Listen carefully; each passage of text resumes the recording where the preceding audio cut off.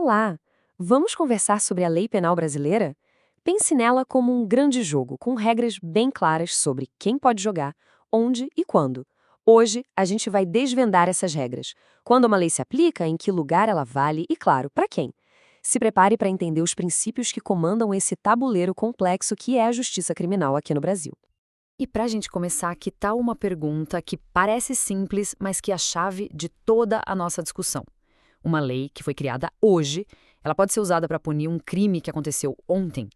A resposta para essa pergunta é basicamente o pilar da segurança jurídica e mostra direitinho por que é tão importante entender a aplicação da lei no tempo. Antes de sair correndo para entender o quando e o onde, a gente precisa dar um passo atrás e entender o quê. Afinal, o que é, de fato, uma lei penal? Muita gente pensa que ela serve só para definir crimes e dar punições, mas a verdade é que o universo dela é bem maior. Vamos ver isso agora. Olha só, as normas penais se dividem em dois grandes grupos, tá? As incriminadoras são aquelas que todo mundo já conhece. Elas dizem o que é crime, tipo o homicídio, e qual é a pena. Mas as não incriminadoras são super importantes também. Algumas delas nos permitem fazer algo, como agir em legítima defesa, enquanto outras só servem para explicar conceitos. Por exemplo, a definição do que é um funcionário público é fundamental para a gente conseguir aplicar outras leis do jeito certo. Agora sim chegamos no nosso primeiro grande pilar, a lei penal no tempo. A regra de ouro aqui é uma expressão em latim, tempus regit actum. Traduzindo, o tempo rege o ato. Isso quer dizer que, em princípio, a lei que vale é que estava em vigor no dia em que o crime aconteceu. Parece simples, né? Mas aí vem a pergunta crucial. Quando exatamente um crime é considerado cometido? O nosso Código Penal, lá no artigo 4º, é bem direto sobre isso. Ele adota a chamada teoria da atividade. E o que isso quer dizer? Quer dizer que o que importa é o momento da conduta, ou seja, da ação ou da omissão da pessoa.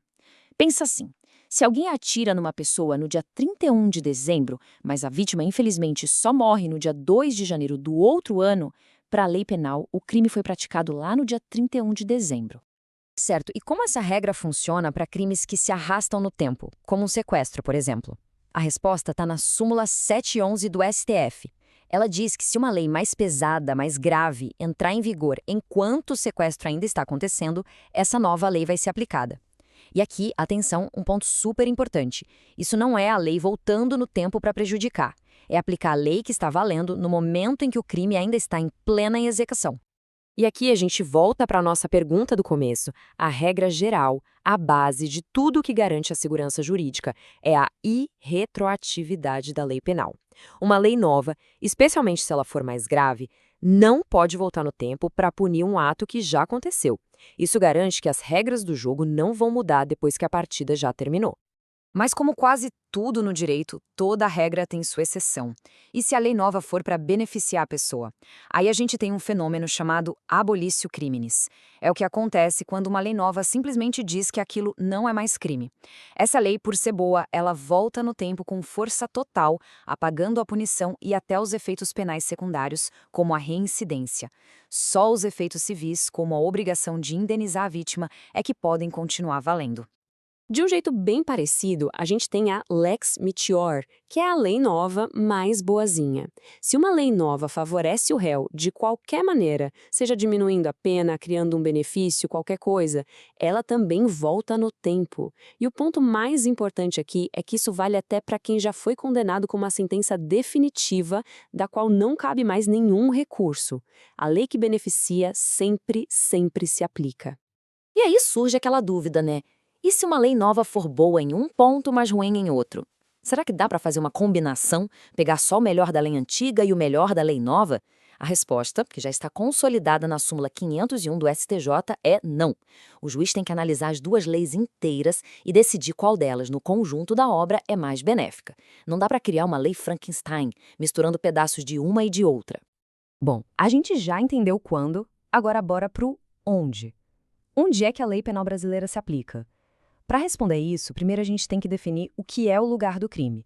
E isso pode ser bem mais complicado do que parece, principalmente quando o crime cruza fronteiras. Para definir o lugar do crime, o Brasil adotou a teoria da ubiquidade, que também é chamada de mista. Na prática, isso quer dizer o seguinte: O crime é considerado como se tivesse acontecido em todos os lugares importantes, tanto onde a ação foi praticada, quanto onde o resultado aconteceu. Por exemplo, se uma carta-bomba enviada da Argentina explode aqui no Brasil, para nossa lei, o crime ocorreu nos dois países. E para nunca mais confundir qual teoria se aplica ao tempo e qual se aplica ao lugar, tem um macete ótimo. É só lembrar da palavra luta. L de lugar do crime usa a teoria da U de ubiquidade. T de tempo do crime usa a teoria da A de atividade. Luta, uma ferramenta bem simples para fixar um conceito que é essencial. Então, a regra geral para aplicação da lei no espaço é o princípio da territorialidade. É bem simples. Se um crime acontece em território brasileiro, a lei brasileira se aplica. E isso vale para o nosso chão, para o mar territorial e para o espaço aéreo. E um detalhe: embarcações e aeronaves públicas brasileiras, onde quer que elas estejam no mundo, são consideradas uma extensão do nosso território.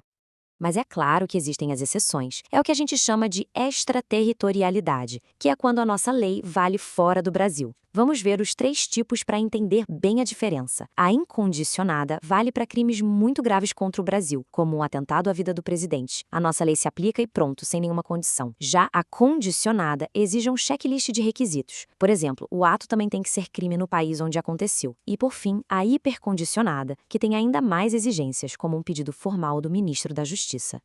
Ok, já vemos o quando e o onde. Falta o quem, certo? A lei penal se aplica para todo mundo, de forma igual? A regra é que sim, mas a própria Constituição traz algumas exceções, que são as imunidades.